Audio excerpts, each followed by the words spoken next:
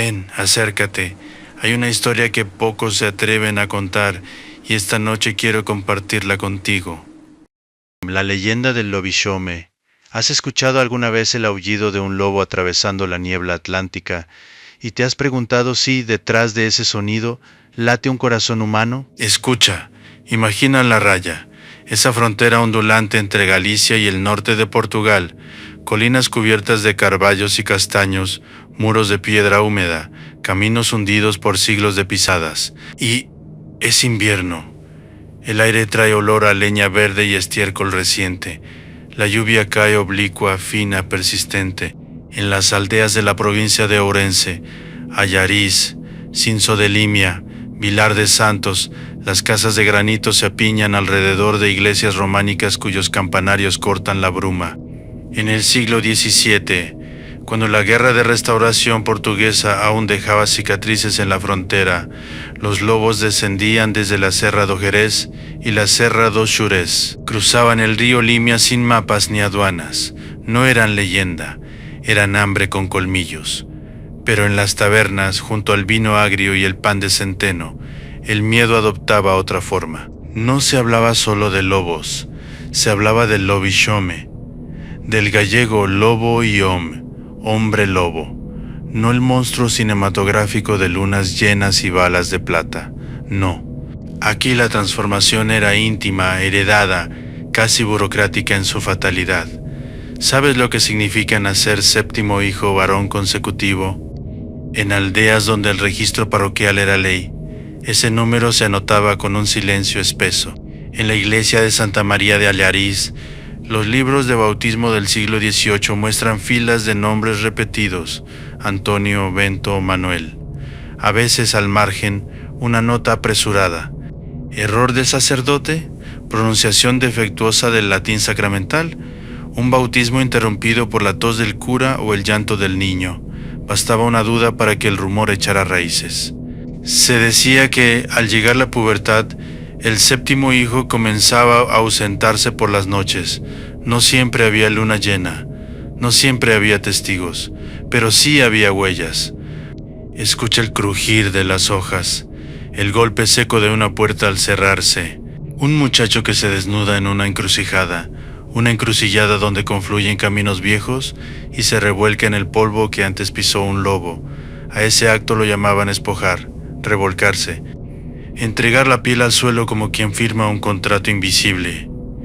¿Crees que eran solo cuentos para asustar niños? Entonces dime por qué, en aldeas de la Limia, se evitaba dejar al séptimo hijo sin padrino poderoso. ¿Por qué se apresuraban a buscarle protección, a nombrarlo Antonio o Bento, a cruzarlo con agua bendita una y otra vez?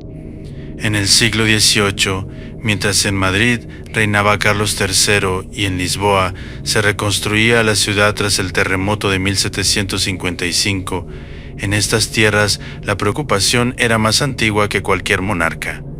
¿Quién camina entre nosotros cuando cae la noche? El lobishome no siempre atacaba, a veces solo rondaba, aullaba desde el límite del bosque.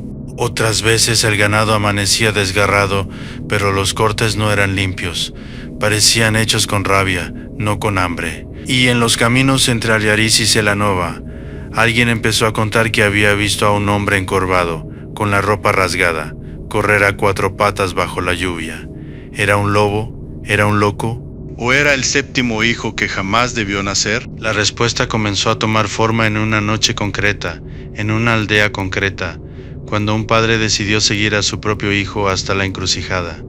Y lo que escuchó no fue solo un aullido, fue su nombre pronunciado en mitad del bosque, y eso apenas era el principio. La noche en que Antón Fidalgo decidió seguir a su hijo, el viento bajaba desde la Serra do Xurés con un silbido que parecía afilar las piedras. ¿Has sentido alguna vez ese presentimiento que no te deja dormir? No es miedo, es certeza. Antón tenía las manos anchas, cuarteadas por la escarda y el frío del río Limia. 40 y tantos años, espalda doblada, bigote espeso que ocultaba un tic nervioso en la comisura izquierda. No era hombre de supersticiones fáciles. Había visto lobos de verdad arrastrar corderos, sabía distinguir la huella de una pezuña y la de una garra, pero su hijo menor Xoán, el séptimo varón consecutivo, había empezado a cambiar. Primero fueron los silencios, luego la mirada fija hacia el monte, como si escuchara algo que nadie más percibía. Después las ausencias. Aquella noche de 1748, así lo situaban luego los mayores al hacer cuentas con las malas cosechas, Antón fingió roncar hasta oír el leve crujido del jergón. Xoán se levantó, descalzo, despacio. Cruzó el umbral sin encender candil. Escucha, el barro succiona, las ramas se abren. El muchacho camina hacia la encrucijada del camino de Vilanova, donde 3 senderos se cruzan bajo un carballo torcido por los rayos. Antón lo sigue a distancia. Siente el frío atravesarle la camisa, y entonces lo ve. Xoán se despoja de la ropa con movimientos mecánicos. No hay vacilación, no mira atrás, se arrodilla, huele la tierra, y se deja caer sobre el polvo oscuro donde, horas antes, un lobo había marcado territorio. Se revuelca, 1 vez, 2 veces, 7. El padre quiere gritar, pero el sonido se le congela en la garganta. El cuerpo del muchacho parece tensarse, los dedos se encorvan, la espalda se arquea con un crujido seco, como leña partiéndose. ¿Fue transformación? ¿Fue convulsión? Antón juraría después que escuchó un chasquido húmedo, como si la piel se rasgara desde dentro. El muchacho ya no está de rodillas. Algo se incorpora en su lugar. No una bestia completa, no un lobo entero. Una silueta híbrida, más alta, con hombros desproporcionados, respiración entrecortada, la cabeza baja, los ojos reflejan la luna como brasas. Antón da un paso atrás y pisa una rama. El sonido estalla en el silencio, la criatura gira el rostro, y entonces ocurre lo imposible. «Pai», murmura una voz rota, atrapada entre gruñido y palabra. ¿Puede un lobo pronunciar una sílaba humana? ¿Puede un hijo pedir ayuda desde dentro de la fiera? Antón recuerda lo que había oído en la taberna. Si logras hacerle sangrar 3 gotas, romperás la maldición. Si lo llamas por su nombre humano, quizá vuelva. Pero ¿cómo acercarse a algo que ya no camina como hombre? La criatura da un salto hacia el bosque. Corre a 4 patas, con una velocidad que ningún campesino podría igualar. Antón la sigue unos metros, tropezando, hasta que el monte se la traga. Al amanecer, Xoán aparece junto al pajar, desnudo, cubierto de arañazos, con barro seco en la boca. «Caín», susurra, usando el nombre bíblico que su madre repetía cuando lo miraba con temor. Pero Xoán no recuerda nada. En los días siguientes, las ovejas de la aldea de Otero amanecen abiertas en canal, no devoradas por completo, desgarradas con furia desmedida. Y alguien, al inspeccionar las huellas, nota algo inquietante. No son solo marcas de lobo, entre ellas se distinguen rastros humanos. El rumor se extiende hasta Celanova, hasta las ferias donde se venden bueyes y lino, y con el rumor llega una decisión peligrosa.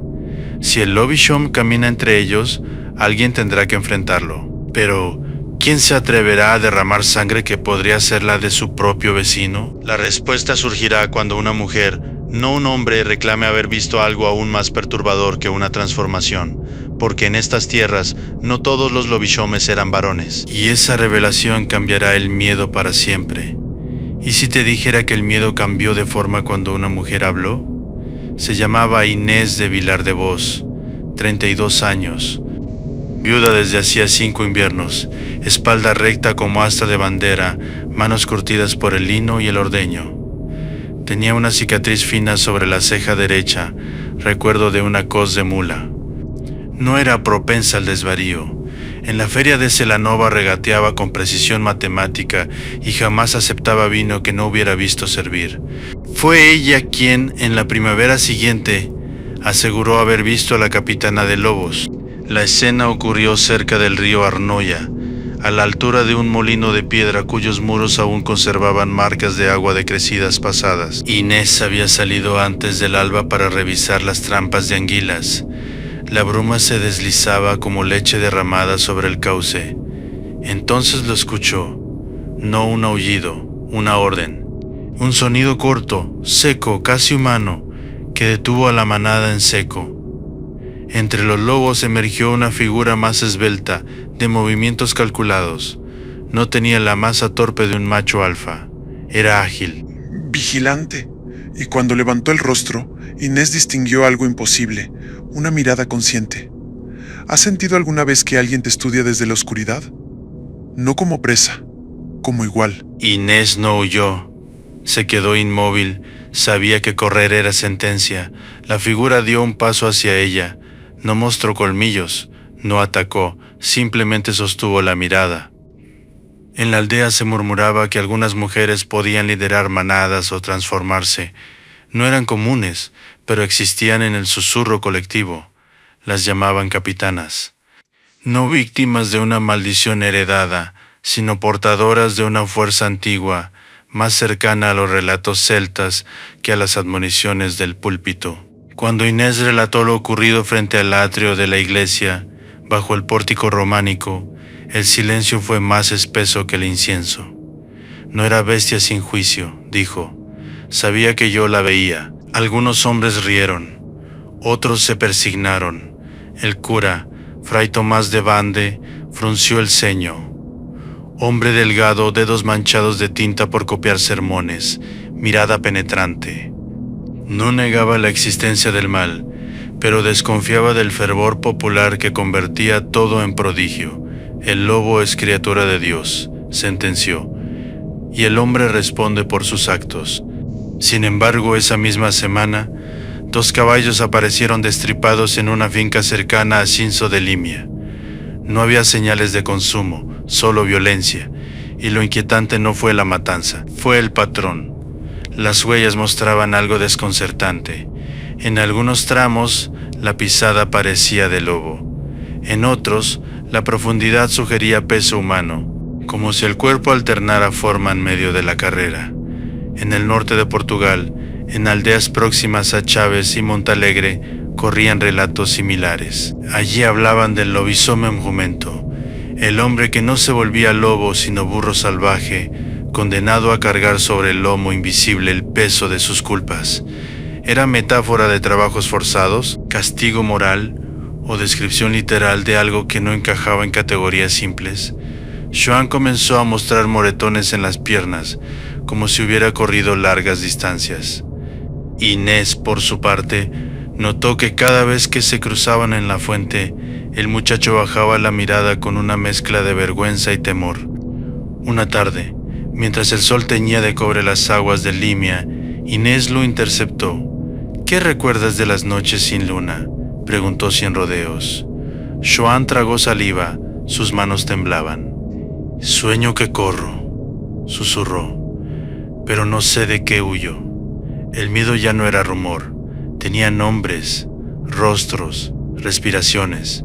Y cuando Fray Tomás decidió revisar los libros parroquiales buscando patrones en los séptimos hijos, encontró algo que lo obligó a replantear sus certezas, porque no era el único en la región. Había más, muchos más, y algunos no habían sobrevivido a la pubertad. ¿Cuántos séptimos hijos pueden nacer antes de que el miedo deje de ser coincidencia? Fray Tomás extendió los libros parroquiales sobre la mesa de roble de la sacristía. Las velas chisporroteaban, dejando caer lágrimas de cera sobre el cuero envejecido. Afuera, el viento golpeaba las contraventanas de la iglesia de Santa María de Allariz. El sacerdote no era ingenuo. Había estudiado latín en Ourense, conocía los tratados teológicos que negaban supersticiones paganas. Pero los números no eran superstición. Revisó los registros entre 1715 y 1750. 7 nacimientos consecutivos en la familia Fidalgo, 7 en los Pereira, en una aldea próxima a Rairiz de Veiga, 9 en los Domínguez, cerca de Celanova. En 3 de esos casos, el séptimo hijo había muerto antes de los 16 años, fiebres nocturnas, convulsiones, ataque de nervios, anotado con tinta apresurada. En uno, la causa figuraba como mordeduras de animal salvaje, aunque el cadáver había sido hallado desnudo y lejos de cualquier redil. ¿Casualidad? ¿Epilepsia mal interpretada? En el siglo XVIII las palabras para describir la mente eran escasas y el miedo llenaba los vacíos. Fray Tomás cerró el libro con un golpe seco. «No es demonio», murmuró para sí, «es carne y sangre, pero la carne puede desgarrar». Mientras tanto, en la aldea, los rumores crecían como hiedra en muro húmedo. Un grupo de hombres se reunió en la taberna de Aponte. Entre ellos, Antón Fidalgo, con ojeras marcadas y el orgullo herido.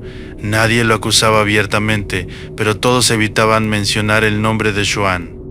«Si es Lobichome», dijo uno, apretando el vaso de barro, «hay que hacerlo sangrar. 3 gotas». La creencia era precisa. Bastaban 3 gotas de sangre derramadas por otro para romper la maldición. No matarlo, no ejecutarlo, solo herirlo. Pero ¿quién levantaría la mano contra un vecino? ¿Contra un hijo? Inés escuchaba desde la esquina, fingiendo coser. Sus dedos se movían ágiles, pero su mente estaba en el molino de la arnoya. Recordaba aquella mirada. No era la de un animal sin juicio. Era cálculo, era conciencia. Esa noche la luna no apareció. La oscuridad era compacta, casi líquida. Y entonces ocurrió algo distinto. No hubo ganado muerto, no hubo gritos, hubo fuego. Un cobertizo en las afueras de la aldea comenzó a arder sin explicación. Las llamas lamían la madera húmeda con furia inusual. Los hombres corrieron con cubos desde el pozo. Las mujeres apartaron a los niños. Entre el humo, alguien juró haber visto una silueta encorvada saltar sobre el tejado antes de perderse hacia el bosque, pero lo inquietante no fue la figura, fue el rastro. En el barro cercano al incendio se mezclaban huellas de lobo con marcas profundas, como si alguien hubiera caminado descalzo y luego cambiado. Fray Tomás llegó con el crucifijo en alto, pero su mirada no buscaba demonios invisibles, buscaba lógica. Se arrodilló y tocó el suelo aún tibio. «Esto no es obra del diablo», susurró. «Y es desesperación». ¿Desesperación de quién?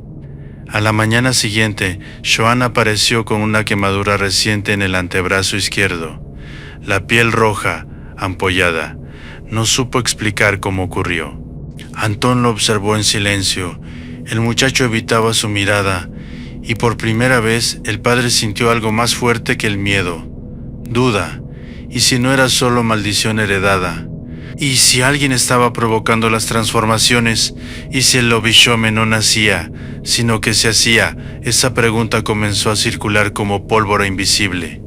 Y mientras el humo del cobertizo aún flotaba sobre la aldea, Inés decidió seguir a la manada por su cuenta, porque había algo en la figura que vio junto al río que no encajaba con Joan, algo más antiguo, algo que no temía al fuego. Y esa noche, al adentrarse sola en el bosque, escuchó un sonido que no era aullido ni voz humana, era risa. ¿Puede un bosque reír? Inés avanzó entre los carballos con una linterna de aceite protegida por cristal grueso. La llama temblaba con cada ráfaga que descendía desde la serra do Xurés. El suelo estaba húmedo, cubierto de hojas que exhalaban un olor agrio y terroso. A lo lejos el rumor del río Arnoya marcaba el pulso de la noche. La risa volvió a escucharse, breve, ahogada. No era carcajada abierta, era un sonido contenido, como si alguien disfrutara del miedo ajeno. Inés no aceleró el paso. Su fuerza no era la imprudencia, sino la observación. Se detuvo junto a un afloramiento de roca granítica donde antiguamente, según contaban los mayores, se hacían pactos y juramentos antes de cruzar la frontera hacia Portugal. Allí encontró algo inesperado. Ropa, una camisa rasgada, un cinturón de cuero, restos de barro mezclados con pelo grisáceo que no parecía humano. Se agachó, tocó la tela aún tibia. «No es Joan», susurró para sí. La prenda era demasiado grande. Un crujido la obligó a girarse. Entre los troncos, una silueta emergió a contraluz, alta, espalda ancha, y el rostro oculto por sombra y pelo enmarañado. «Non debías vir», dijo una voz grave, con acento del norte portugués. Inés sostuvo la linterna en alto. La luz reveló unos ojos claros, casi amarillos, clavados en ella con una intensidad perturbadora. ¿Eres tú quien lidera la manada?, preguntó sin temblar. La figura ladeó la cabeza, como evaluándola. Luego dio un paso adelante. La luz mostró cicatrices antiguas cruzándole el torso. No era un muchacho, era un hombre maduro, quizás cercano a los 50. El cuerpo cubierto parcialmente por vello espeso, las manos deformadas por articulaciones prominentes. «Non lidero», respondió, «sobrevivo». La risa regresó, esta vez más cercana. No provenía de él. Provenía detrás. Inés apenas tuvo tiempo de girarse cuando algo pasó corriendo a su lado con velocidad animal. Sintió el roce de piel húmeda contra su falda. No atacó. Solo circuló alrededor como midiendo distancias. Había más de uno. «¿Cuántos sois?», preguntó. El hombre no contestó de inmediato. Miró hacia la oscuridad. «Os que non morreron, los que no murieron». Fray Tomás había contado varios séptimos hijos fallecidos antes de la adultez. ¿Y si no todos habían muerto? ¿Y si algunos habían cruzado la frontera, ocultando su condición entre aldeas de tras montes? El hombre dio otro paso hacia la luz. Inés notó que su respiración era irregular, como si cada inhalación doliera. «Non è maldición de Deus», dijo con firmeza. «Es sangue, medo, sangre y miedo». Inés entendió entonces algo crucial. No eran criaturas sobrenaturales invulnerables. Eran hombres marcados por una creencia tan arraigada que modelaba su conducta, su identidad, su destino. «¿Y el fuego?», preguntó. «¿Quién quemó el cobertizo?». Los ojos del hombre se endurecieron. O rapaz perdió o control. El muchacho perdió el control. Xoán. Y un crujido violento interrumpió la conversación. La silueta más pequeña, la que corría en círculos, se lanzó hacia Inés con un gruñido abrupto. No era ataque mortal, sino impulso desbordado. El hombre mayor reaccionó con rapidez sorprendente. Sujetó a la criatura por el cuello y la arrojó al suelo. La linterna cayó, la llama se apagó, oscuridad total, respiraciones agitadas y un quejido humano, un gruñido contenido. Y entonces en la negrura Inés escuchó algo que la heló por dentro. «Inés», susurró la voz joven, era Xoán, pero no estaba solo. Y en esa oscuridad espesa, donde las fronteras entre hombre y lobo se diluían, comprendió que la aldea jamás había enfrentado una sola maldición. Había enfrentado una manada, y la manada estaba creciendo. ¿Y si la manada no era una maldición, sino una familia? La oscuridad del bosque parecía latir. Inés permaneció inmóvil, con el corazón golpeándole las costillas. Podía oír la respiración agitada de Xoán a pocos pasos, irregular, casi dolorosa. El hombre mayor mantenía a la criatura joven sujeta contra el suelo. «Quieto», ordenó en portugués bajo. «Non a toques», y un silencio denso cayó entre los tres. Solo el viento movía las copas de los carballos. Inés buscó a tientas la linterna caída. Sus dedos toparon con el cristal frío. Logró encenderla de nuevo. La llama reveló una escena que jamás olvidaría. Xoán estaba medio incorporado, cubierto de barro y arañazos recientes. Sus ojos no eran completamente humanos ni completamente bestiales. Había en ellos una lucha evidente, como si dos impulsos tiraran en direcciones opuestas. El hombre mayor soltó lentamente su agarre. «Chámome Mateus», dijo con voz firme, «de Montalegre». Montalegre, al otro lado de la frontera portuguesa, era tierra de inviernos duros y relatos antiguos. Sus montes guardaban historias similares desde el siglo XVII, cuando la región era paso constante de contrabandistas y soldados. «¿Cuántos sois?», preguntó Inés nuevamente. Mateus miró hacia la espesura. «Catro aquí. Outros dous cruzaron o río Limia, 6. No era un brote aislado, era un grupo organizado por necesidad. Non escollemos isto», añadió. «Cando o povo te chama besta, acabas vivindo como besta». Inés sintió que esa frase pesaba más que cualquier aullido. En la aldea, el rumor había hecho su trabajo. Los muchachos señalados crecían bajo sospecha. Los padres vigilaban. Los vecinos murmuraban. El aislamiento empujaba hacia el monte. Xuan levantó la cabeza. «Non quiero facer dano», susurró con lágrimas mezclándose con barro. El muchacho no parecía poseído, parecía asustado. Inés comprendió entonces que el fuego del cobertizo no había sido acto deliberado, había sido arrebato, una descarga de furia contenida durante meses. «¿Y las muertes?», preguntó con dureza. Mateus sostuvo su mirada. «Non todas foron nosas». Un escalofrío le recorrió la espalda. En los últimos meses, 3 cuerpos habían aparecido cerca del bosque: un arriero en el camino a Celanova, un viajero portugués junto al río, y un anciano pastor desaparecido cuya capa fue hallada desgarrada. ¿Y si el Lobishome estaba sirviendo de máscara para algo más? Un ruido distante cortó el diálogo. Voces, antorchas. La aldea se acercaba. Antón Fidalgo encabezaba el grupo, acompañado por hombres armados con hoces y palos. El resplandor anaranjado avanzaba entre los troncos como un incendio controlado. «Van matarvos», murmuró Mateus. Xuan se puso en pie tambaleándose. «Pai». La palabra quedó suspendida en el aire. Inés se giró hacia la luz creciente. Sabía que si encontraban a la manada reunida, no habría 3 gotas de sangre. Habría linchamiento. «Escuchadme», dijo con firmeza. «Si corrís ahora, confirmáis su miedo.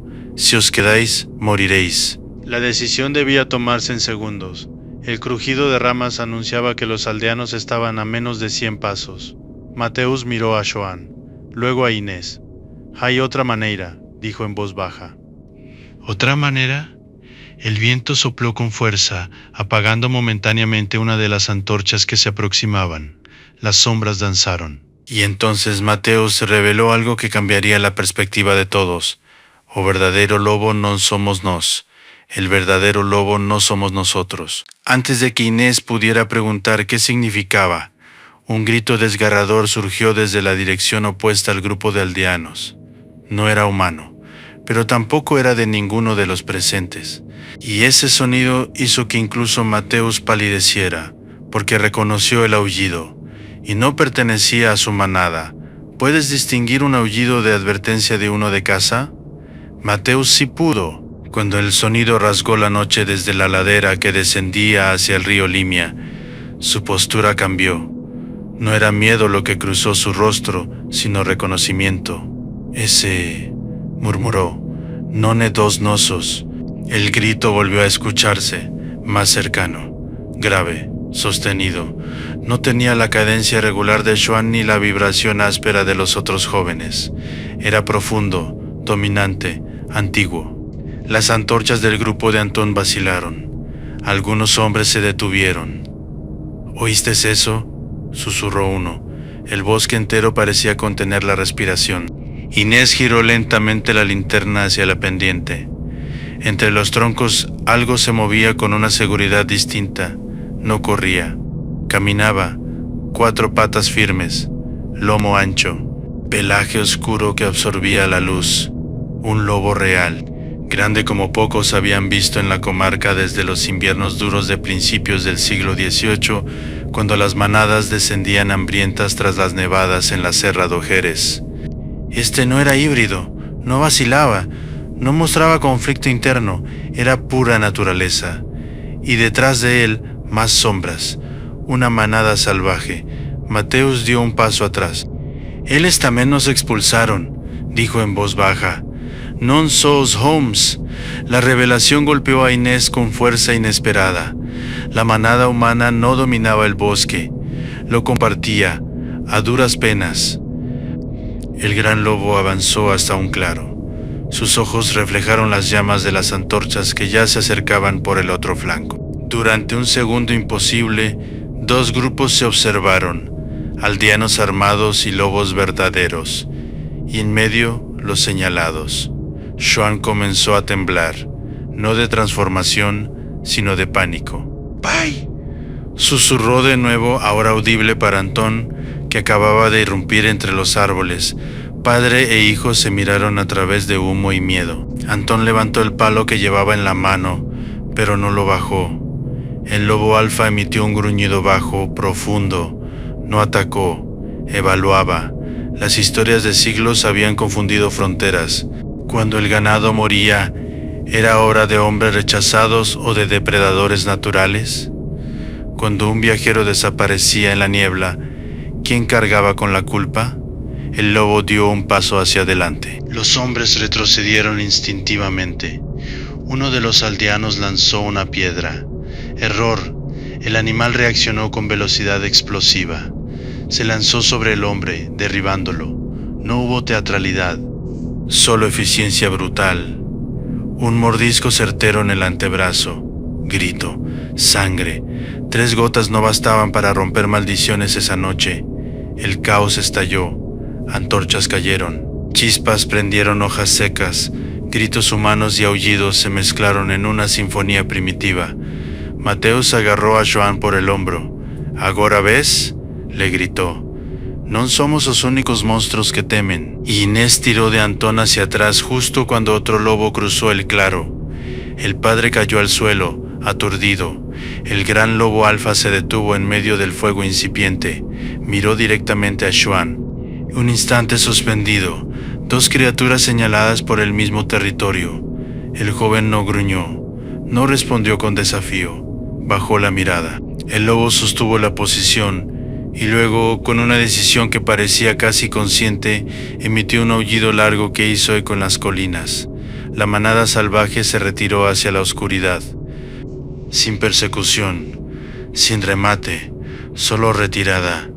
El incendio comenzaba a extenderse por el sotobosque. Las llamas lamían troncos resinosos. El humo obligaba a toser.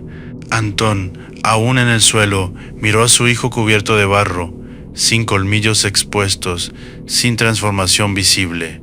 Solo un muchacho aterrado. Y en ese instante, la duda se volvió grieta. ¿Habían confundido depredadores con marginados? ¿Había servido la leyenda para encubrir ataques reales de lobos salvajes? ¿O coexistían ambas realidades? El fuego avanzaba, y si no huían juntos, humanos y señalados, el bosque no distinguiría culpables. Pero antes de decidir, Inés vio algo en la línea de árboles que la heló.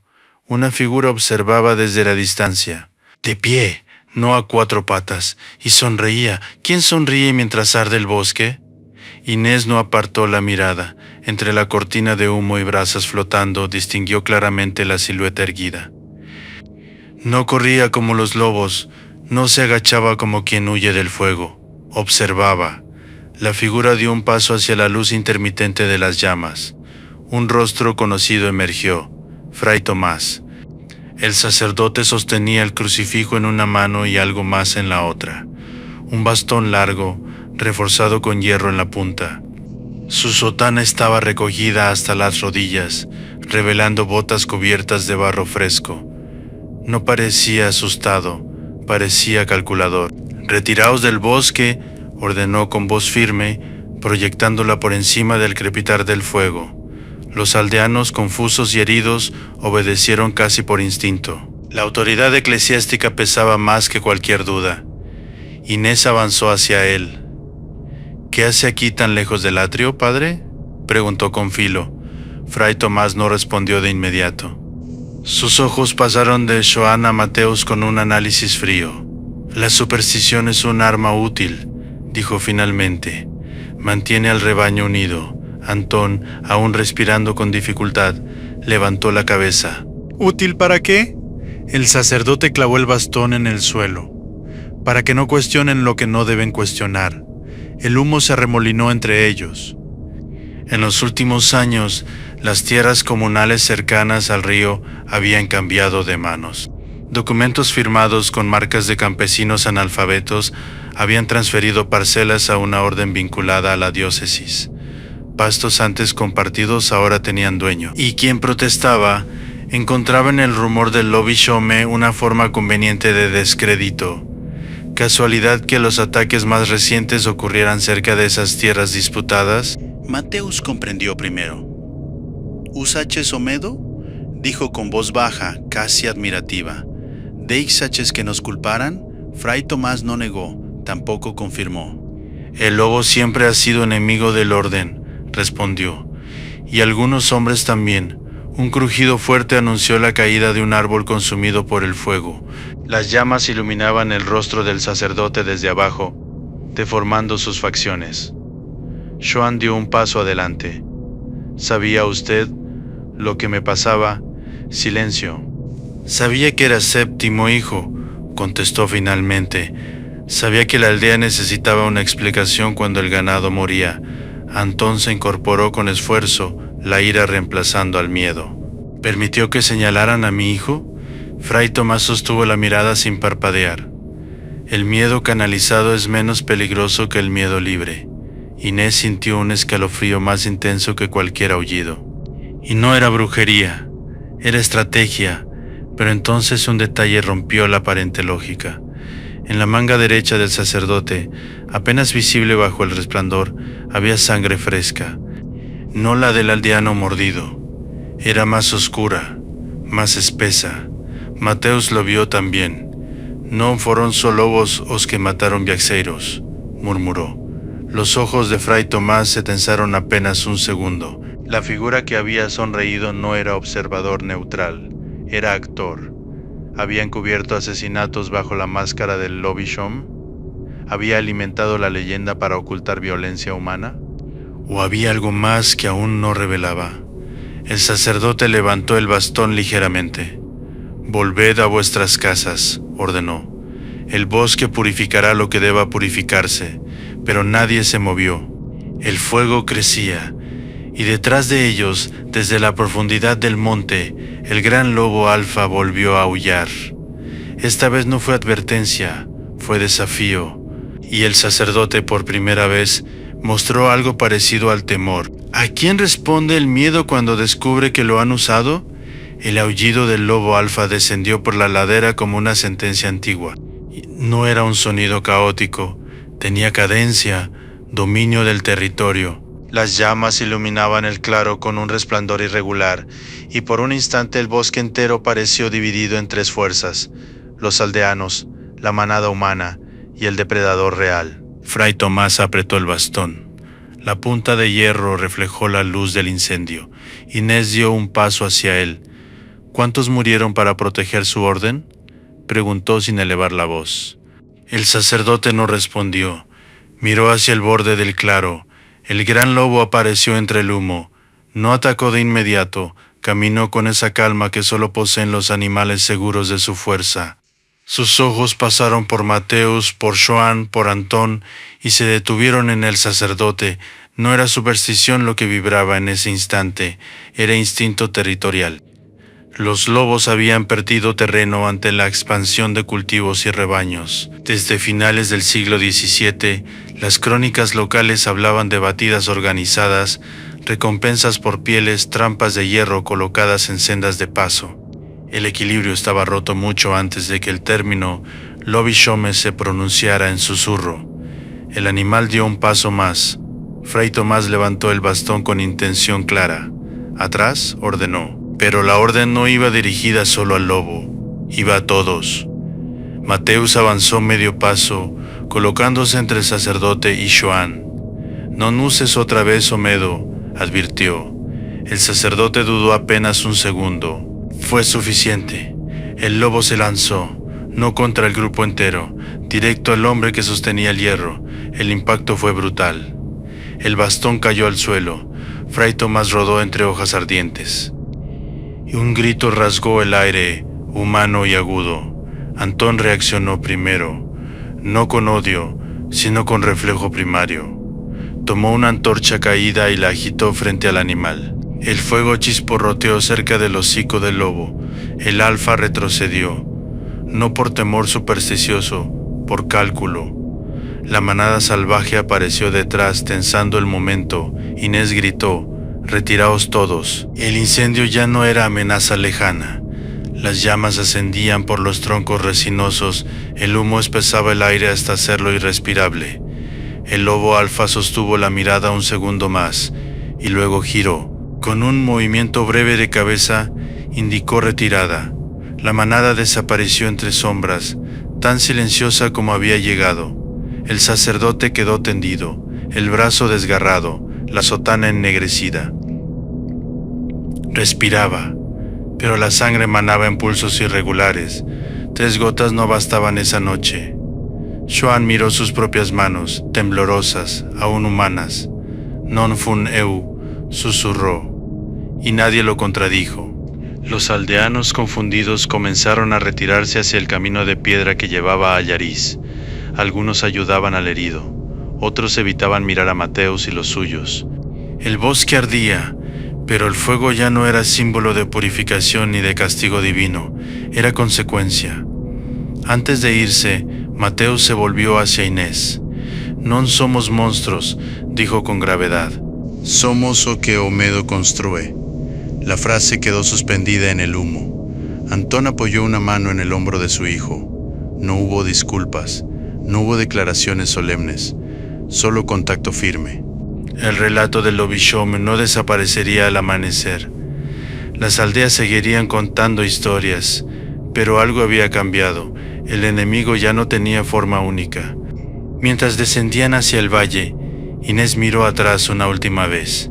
Entre el humo que ascendía hacia la Serra do Xurés, creyó ver 2 sombras superpuestas, la de un lobo real y la de un hombre erguido, y comprendió que la frontera nunca había sido entre especies, había sido entre verdad y conveniencia, pero aún quedaba una pregunta sin resolver. ¿Qué ocurriría cuando el sacerdote despertara y contara su versión? ¿Quién controla una historia cuando ya ha echado raíces? El incendio tardó 2 días en extinguirse por completo. Las lluvias atlánticas hicieron su trabajo y el bosque quedó marcado por troncos negros y olor persistente a ceniza. Desde las colinas cercanas a Yariz, el paisaje parecía una herida abierta. Fray Tomás sobrevivió. El brazo izquierdo quedó atravesado por cicatrices profundas, la movilidad reducida para siempre. Durante semanas guardó silencio en la rectoría, mientras las mujeres llevaban caldos espesos y los hombres evitaban preguntas directas. Pero los rumores no esperan permiso. En la feria de Cinzo de Limia comenzaron a circular versiones distintas. Algunos aseguraban que el sacerdote había enfrentado al demonio, otros que el demonio lo había desenmascarado. En Celanova se dijo que la herida era castigo por manipular tierras comunales bajo sombra de superstición. Nunca hubo confesión pública, solo un sermón meses después, pronunciado con voz más baja de lo habitual. El miedo divide más que cualquier bestia. No mencionó Lobishomes, no habló de séptimos hijos, no negó ni confirmó. Mientras tanto, Mateus y los suyos desaparecieron hacia el norte, cruzando el Limia en una madrugada sin luna. Algunos afirmaron haber visto huellas humanas junto a marcas de lobo en la ribera fangosa. Otros sostuvieron que solo eran animales regresando a su territorio. Xoan no volvió a internarse en el bosque de noche, al menos no que alguien pudiera probar. Antón dejó de evitar miradas en la taberna. No defendía a su hijo con discursos, lo hacía trabajando a su lado en el campo, hombro con hombro, bajo el mismo sol que no distinguía maldiciones. Inés continuó visitando el molino de la Arnoia al amanecer. A veces se encontraba huellas, a veces no. Nunca volvió a oír aquella risa. Los libros parroquiales siguieron registrando nacimientos. Algunos séptimos hijos recibieron nombres protectores: Antonio, Bento.